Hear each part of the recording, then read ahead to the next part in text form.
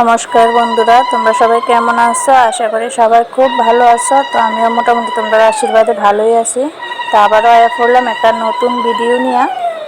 তো দুর্গাপূজা তো গেছে অনেক দিন হয়েছে, দুর্গাপূজা গিয়া, লক্ষ্মী পূজা গিয়া, কালী পূজা আইছে, কিন্তু তোমরা তো জানো যে আমি ভিডিও এডিটিংয়ের ক্ষেত্রে কতটা অলস। তো আজকে দিতেছি আমি দশমীর ভিডিও। তো দশমীর দিন মায়েরে কিভাবে যাত্রা করলাম, কে কে সিঁদুর খেলাম, কী করলাম, সবটাই আজকে তোমরা সঙ্গে শেয়ার করুম। তো বেশি কথা কই না, ভিডিওটা দেখো, আশা করি ভালো লাগবো।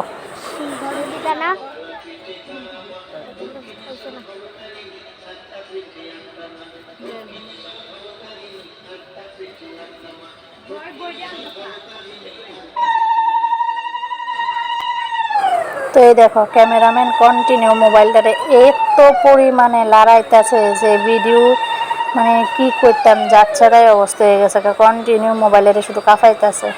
তো যাই হোক, চলো কি আর করার, যা আছে ক্লিপ সেটাই তোমরা সঙ্গে আজকে শেয়ার করি।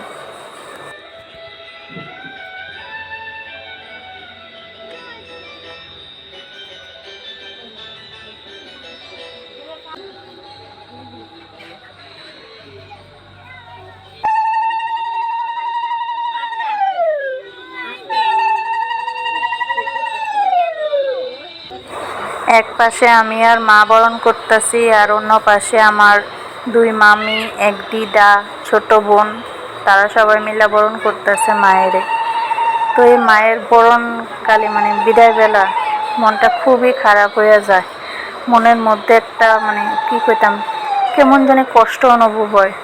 যেমন আমরা বাপের বাড়ির থেকে গেলে আমরার মনের ভেতরে একটা কষ্ট হয়, তেমনি মাও যখন 1 বৎসর পরে 4 দিন আর 5 দিনের লেগে মানে আমাদের এখানে মরতে আইয়ে, তখন হঠাৎ করে যখন 4 দিন পরে জায়গা, তখন মনের ভিতরে খুবই খুবই কষ্ট হয়। আর এইবারে পূজা তো কি আর কমো, ষষ্ঠীর দিনেই সপ্তমী, সপ্তমীর দিনেই অষ্টমী, অষ্টমীর দিনেই নবমী, আবার নবমীর দিনেই দশমী শেষ। 3 দিনের মধ্যে মা এলো আর গেল। মনটা খুবই খারাপ। না পারলাম মায়ের সঙ্গে ঠিকমতো আনন্দ করতে, না পারলাম মায়ের বরণটা ঠিকমতো মানে ঠিক দিনে করতে। কোন দিন করুম, নবমী দিনই দশমী পড়ে গেছে। তো আমরা নবমী দিন দশমী করছি না, অ্যাকচুয়াল 4 দিন মাইন না, সেটা দশমী দিনই। তো আবার দশমী করতে পারছি না, দশমী দিন ছিল একাদশী। তো দশমীর পরের দিন আই থিঙ্ক এটা সোমবার আছিল, তো সোমবার দিনই আমরা বরণটা করছি সবাই মিলে।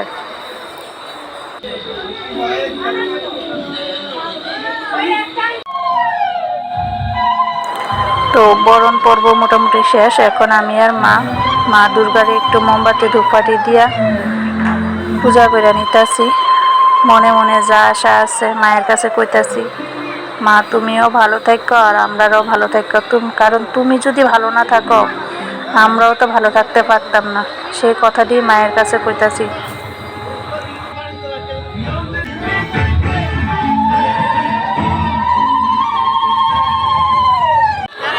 তো এদিকে আয়া পড়লাম সব মামিরার সঙ্গে সিঁদুর খেলতে।